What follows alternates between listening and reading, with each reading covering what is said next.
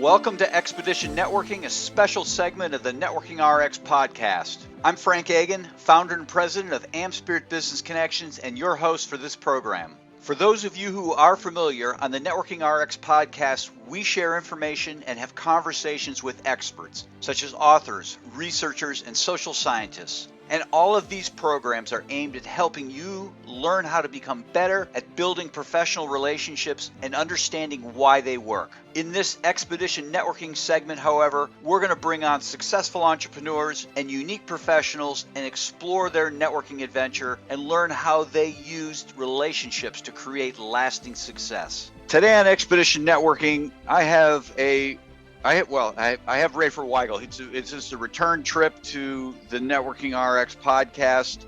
He was on, if you recall, if you're a listener, a faithful listener, he was on January 6th. It was episode 424, if you want to look it up that way.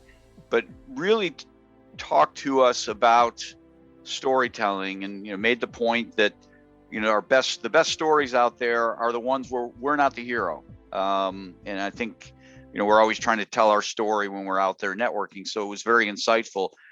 But I wanted to get Rafer back on because as much as he is kind of an expert on piecing together stories, he has a great story himself, and it involves relationships.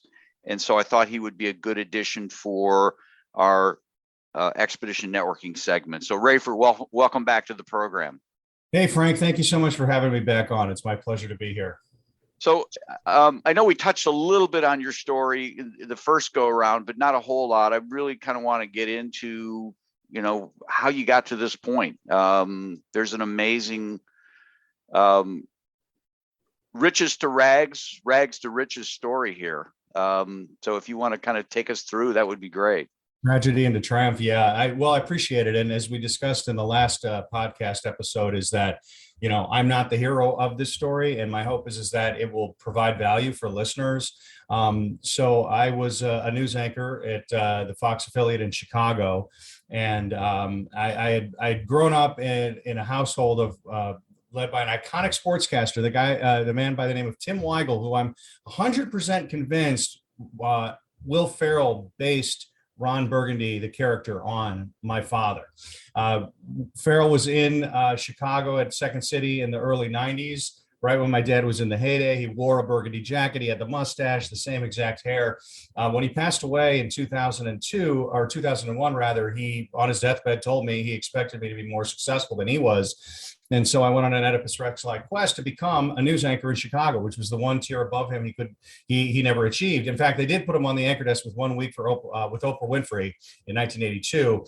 And at the end of the week, the news director said, "Oprah, Tim, you were both very uncomfortable talking about this hard news, death, murder, and pain. And Oprah, you're going to get your own show about women, and Timmy, you're going back to sports." So anyway, I got to Market 3. I'm on the news desk as an anchor, and my marriage fell apart. My son lived in Las Vegas with his mother, the woman I fell in love with post-divorce I left behind. And the reason I tell the story is because, I come from a macho background, and I think this is something that a lot of men might be able to relate to. I'm not saying women can't, but I really put no energy and effort into my mental health. And, we came from a background of suck it up.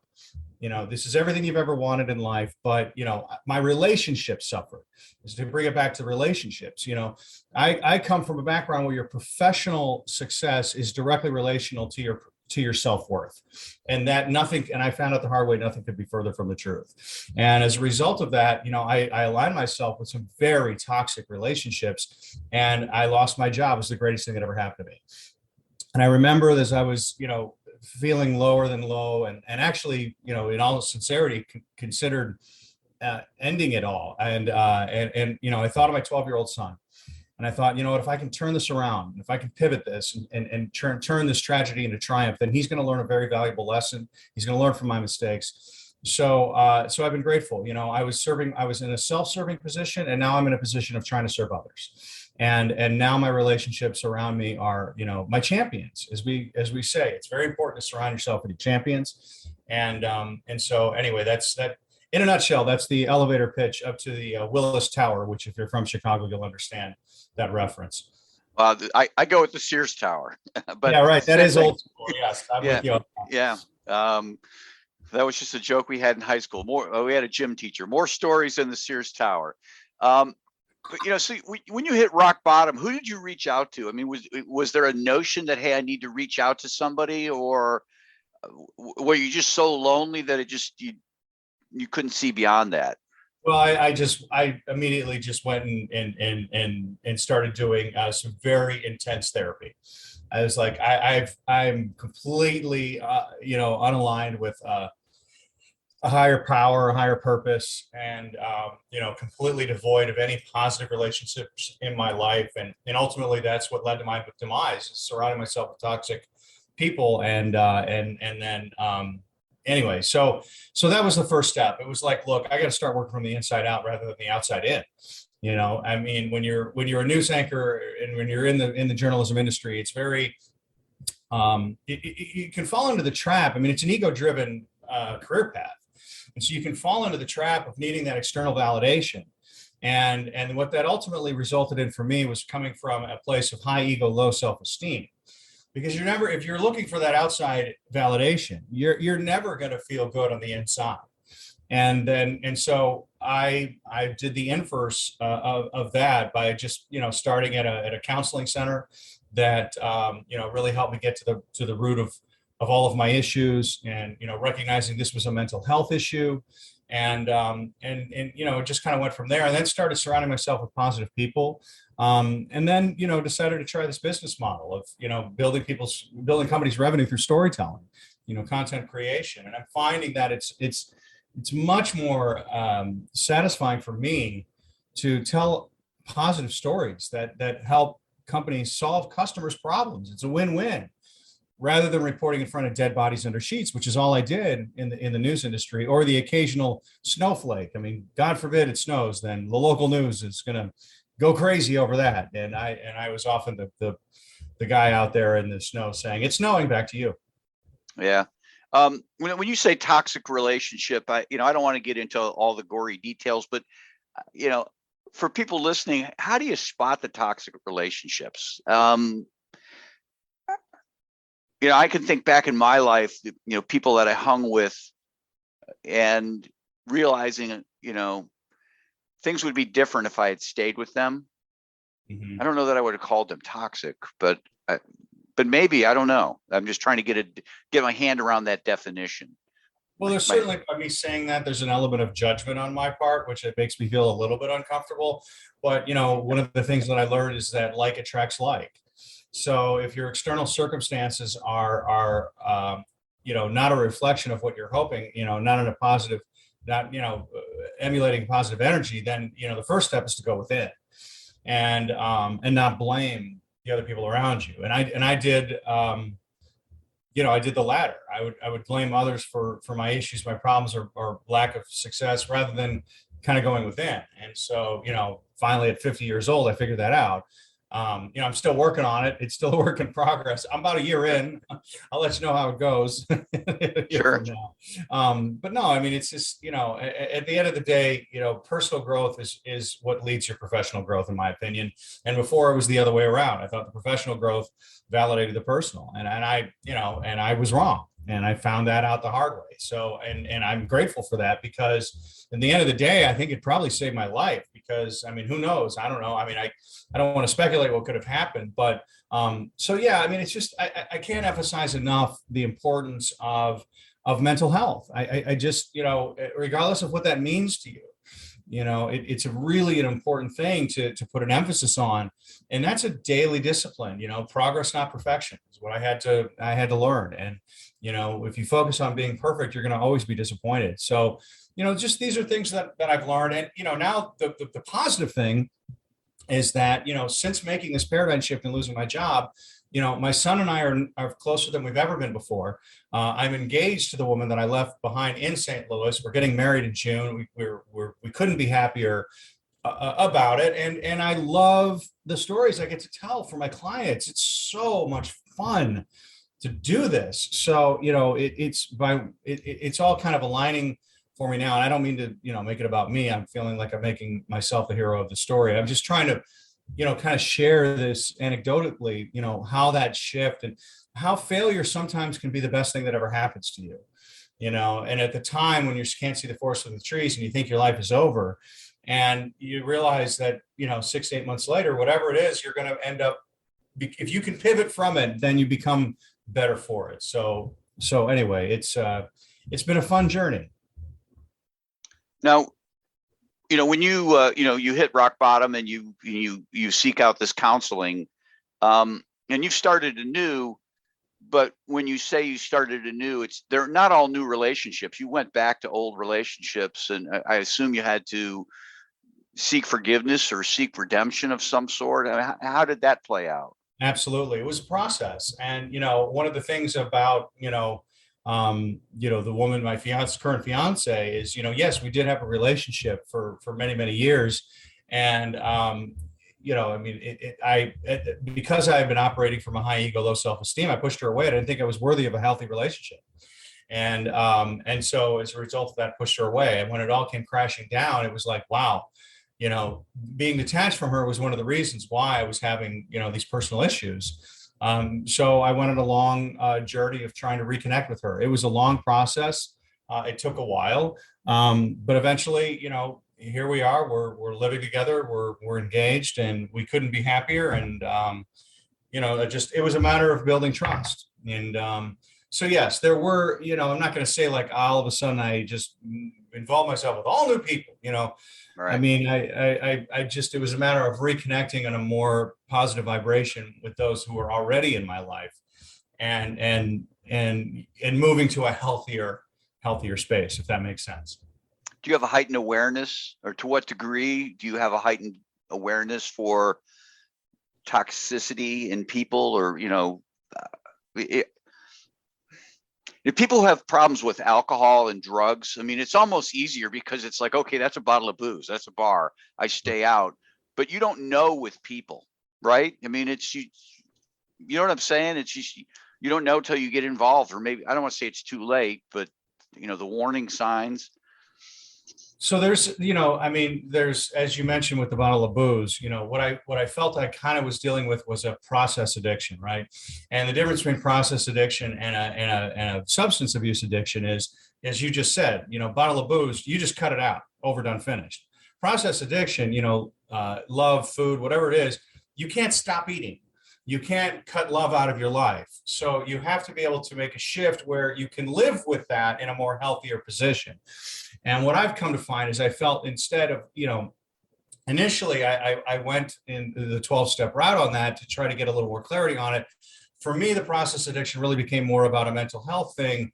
And there wasn't necessarily, this absolution that was necessary to, to cut certain things out of your life. So, the thing that I think it all begins with is humility. And as I said, like attracts like. So when you talk about that toxicity, it's a fine, as Nigel said, it's Spinal Tap, it's a fine line between clever and stupid, because there's an element of judgment there. But at the end of the day, it kind of starts with, just there has to be a certain, I guess I've gotten to a place where I feel like I'm a little more intuitive. Mm-hmm. In terms of, whether something is positive or not. I mean, look, I have family members, people that I have now distanced myself from as a result of that, who are highly toxic, that are, judgmental and not good for my body politic in general. And I had to make a decision to distance myself from them and do it free of guilt. So, yeah, I mean, it's obviously I just gave you the most long-winded answer without actually answering your question. I apologize. No, that's fine. To me, this is fascinating. I think we all, to a degree, we all have these sorts of people in our life, people who, toxicity is I think toxicity is a relative term. I think there are people out there who are otherwise really good people, but not necessarily good for us, because they may not intend to do this, but they make us feel less than we ought to be. And just kind of being aware that, when I'm with this person, I'm not my best self. And so I need to, I don't have a right to change them. Right. But I have every right to change who I hang with and how I feel, and we just kind of limit ourselves. Let's shift gears here. You're not getting away without talking about a little bit of business. I know it's only been about 6 weeks or so since we talked last. Business is going great. You were mentioning before we hit record, you and another friend of ours, Mike Verrett, are doing some things, kind of clue us in on what's happening since we talked last. And yeah, it's been good. I mean, we're one of the reasons why I created this model is I saw a massive disconnect between PR and traditional media, because traditional media is going to tell the story that they want to tell, regardless if there's truth in it or not. And so what I found is that we're moving more into the realm of messaging where, companies who are not getting a fair shake in the press, want to tell their story. And so we've dealt with a couple of larger ticket clients now who, are trying to control and change their own narrative. But at the end of the day, I want to give a plug to this book. It's called They Ask You Answer by Marcus Sheridan. I think I mentioned it in our last podcast interview, I should say. And at the end of the day, content is king in terms of breaking through the noise and standing out in your website, your digital media, social media, all of that stuff. And it doesn't make any sense to hire a marketing firm if you're not already focusing on developing good content. So plug to Mike Verrett. He's really good on honing a client's message into like one condensed, few sentences. And so collectively we collaborated with a couple of clients right now, some startups out in the West Coast. So it's been a lot of fun. It's been a lot of fun and again, it goes back to the challenge where my clients need to understand they're not the hero of their story. I'm going to position them as the guide, the Obi-Wan Kenobi, the Yoda, to the client as the Luke Skywalker, and help them, help people understand how they solve their problems. So it's a long-winded answer, but it's been good. It's a paradigm shift for a lot of people. Some, and They Ask You Answer, they focus on creating it in-house, a videographer, a journalist, hiring, all of that. I don't feel you need to hire it in-house. I think you can do it fractionally. And, as I say to people, yes, video is the way to go, but make sure you hire a storyteller. Don't just hire a videographer. Anybody can shoot a video, but not anybody can tell a story. And at the end of the day, stories sell, stories engage, they build the trust factor. And that's how you're going to stand out and break through the noise. And 80% of all decisions are made virtually online before anybody picks up the phone or sends out an email. You've got to have your message, your presence visually on your website if you want to compete in the marketplace. I believe that wholeheartedly. That was great. I really appreciate you coming on today. I know it's not always easy to share about the bad parts in our life, but I think it's helpful for people to realize that there's a way forward no matter what they've encountered. There are, how did I put it? Riches to rags. You put it triumph to tragedy, tragedy to triumph. I think that's great. So I appreciate your time today. Thank you so much, Frank. Always a pleasure to talk to you. Thanks for joining us on the Networking RX podcast. Please put what you've learned into action today and let us know if you have questions, comments, or ideas for future topics. You can email them to us at podcast@amspirit.com. That's AmSpirit.com. Finally, so you never miss an episode, be sure to subscribe to the Networking RX podcast through iTunes, Overcast, or however you receive your podcasts. Now get out and network with someone. The Networking RX podcast is the copyright production of AmSpirit Business Connection. All rights reserved.